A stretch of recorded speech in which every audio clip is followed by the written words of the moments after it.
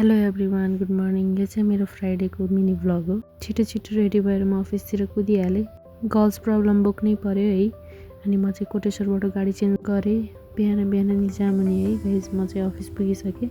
So मलाई अलि ढिलो भएको कारणले म घरबाट चाहिँ कपाल पनि नकोरी नै हिँडेको थिएँ। सो म चाहिँ अब रेडी हुन्छु। फेस वास गरेर मैले चाहिँ मोइस्चराइजर लगाएँ जिवेदाको।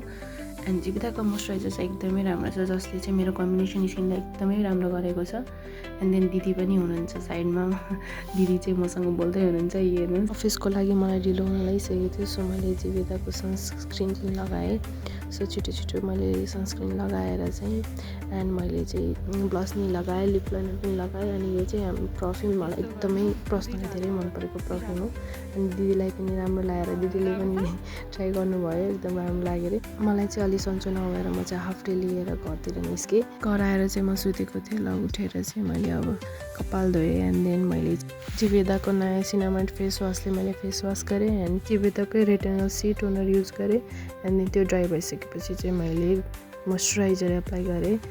एन्ड देन मेरो फेस देख्न सक्नुहुन्छ कति चेन्ज आएको छ मोइस्चराइजर लाउने बित्तिकै।